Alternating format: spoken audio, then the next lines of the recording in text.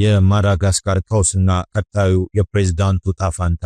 የማዳጋስካር ፕሬዝዳንት የመፈንቅለ መንግስት ሙከራን መደረጉን ተከትሎ አስተማማኝ ቦታ ውስጥ መደበቃቸውና ወደ ዱባይ ሳይሄዱ እንዳልቀረም እየተነገረ ይገኛል።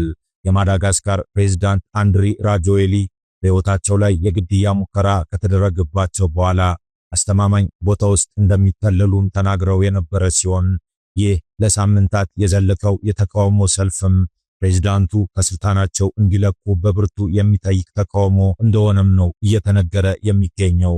የ51 ዓመቱ ራጆኤሊ በፌስቡክ ለሕዝብ ባስተላለፉት የቀጥታ ስርጭት ለወታደራዊ አባላትና ፖለቲከኞች ቡድኑ እኔን ሊገሉኝ አስበው ነበር በማለት ቦታውን ባይገልጹም ቀደም ሲል ያልተረጋገጡ ዘገባዎች በፈረንሳይ ወታደራዊ አውሮፕላን ከሀገር ሳይወጡ እንዳልቀረም እየተነገረ ይገኛል።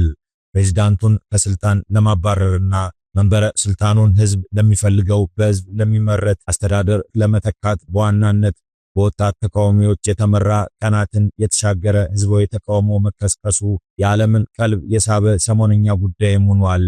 ራጆኤሊና ወጣቶች ተቃዋሚዎችን ለማሳፈር ያደረገው ሙከራ ያልተሳካለት ጀነራል ዚማዳ የሚል ስያሜ የተሰጠው ፕሬዝዳንቱ መላውን መንግስታቸውን ከስልጣናቸው ለማባረርና ራጆኤሊን ከስልጣን አስገድዶ ለማፈናቀል ብርቱ ሙከራ እየተደረገ መሆኑን ተናግረዋል። ወታደሮቹ በህንድ ውቅያኖስ ደሴት የሚገኘውን የመንግስት ቲቪ ዋና መስሪያ ቤት እንደሚይዙ በመዛታቸው ለህዝብ ሊያደርጉት የነበረውን ንግግር ሰኞ ዕለት በተፈጠረው ውከትና ብጥብጥ መዘግየቱም አንዱ የዚህ ህዝባዊ ማዕበል ቁጣ ውጤት እንደሆነም ማሳያዎች እየሆኑ እየቀረቡ ይገኛሉ። ታዲያ ዋና የህዝብ ሚዲያውን መቆጣጠርና በነጻነት መጠቀም ያልቻለው የማዳጋስካር ፕሬዝዳንት ፌስቡክ ገጹን አብስቶ እየተጠቀመ ይገኛል። በዚህም የፌስቡክ ልጥፉ ላይ ከሴፕቴምበር 25 ጀምሮ በህይወቴ ላይ በርካታ የግድያና ማፈናቀል ሙከራዎች እየተደረጉ እንደሚገኙ የወታደራዊና የፖለቲከኞች ቡድን እኔን ለመግደል አቅዶ ነበር ሲል በግልጽ በማህበራዊ ሚዲያ ገጻቸው ላይ መጻፍ መጀመራቸው ታውቋል። ሕይወቴን ለመጠበቅ አስተማማኝ ቦታ እንድፈልግ ተገድጃለሁ። እነዚህ ነገሮች ለመፍታት አንድ መንገድ ብቻ ነው። ይህም በአገሪቱ ውስጥ በስራ ላይ ያለውን ህገ መንግስት ማክበር ነው። ወይም የማይሆን ከሆነ በሚቻልበት መንገድ ሁሉ አገር ለቆ መሄድ የተሻለ ነው የሚል ይዘት ያለው መልእክት እያስተላለፈ እንደሚገኝና የቀጣይ ዕጣ ፈንታ ወደ ምን ሊወስድ እንደሚችል አመላካች እንደሆነ ያለ ጉዳይ ሆኗል የሚል አስተያየት የሚሰጡም ቁጥራቸው ትንሽ አይደለም። በሳምንቱ መጨረሻ ራጆኤሊና በስልጣን ላይ እንዲጭን የረዳው ካፓሳት የተባለው ኃይለኛ የሰራዊት ክፍል ራሱን በሁሉም የታጠቁ ኃይሎች አዛዥ መሆኑን በማወጅ እሱን ለማዳከም ሲንቀሳቀስ የተወሰኑ መኮንኖች ዋና ከተማዋ አንታናራሪቮ ጎዳናዎች ላይ ተቃዋሚዎችን መከላከላቸውን ጉዳዩን የበለጠ አሳሳቢ ያደርገዋል።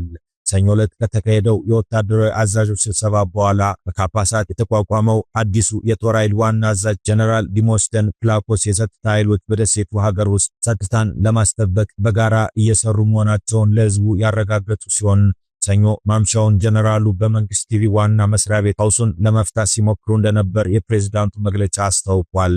የሆነ ያለው ነገር በእጅጉ ያሳሰባቸው አንድ ስማቸውን እንዳይገለጽ የፈለጉ የማዳጋስካር ትልቁ ተቃዋሚ ፓርቲ ቲም ከፍተኛ አመራር ለቢቢሲ እንደተናገሩት ማዳጋስካር አሁን በውጤታማነት የምትመራው በሰራዊቱ ክፍል ነው። ቲም ፓርቲ በራጆሪ ላይ በስራ ቦታ አልተገኘም፣ ህገ መንግስቱን ማስከበር አልቻለም በሚል ክስ ለማቅረብ ማቀዱንም እየገለጸ እንዳለ ዘገባዎች ይጠቁማሉ። በርከት ያሉ የራጆኤሊና የውስጥ ክበብ በአቅራቢያው ወዳለው ሞሪሼስ እንደሸሹና ከዚያም ውስጥ የቀድሞው ጠቅላይ ሚኒስትር ሪቻርድ ራባሎማና ነጋዴው ማሚኒያና ራባቶማንጋ ይገኙበታል። ማዳጋስካር የተትረፈረፈ የተፈጥሮ ሀብት ቢኖራትም ከዓለም ድሃ አገሮች አንዷ ነች። 75 በመቶ ያሉ ሰዎች ከድህነት ወለል በታች እንደሚኖሩም የዓለም ባንክ ሲናገር ከዓለም አቀፉ የገንዘብ ድርጅት IMF የተገኘው መረጃ እንደሚያሳየው 1/3 ብቻ የሚሆኑ ሰዎች ብቻ የኤሌክትሪክ አገልግሎት እንደሚያገኙ ይነገርላታል።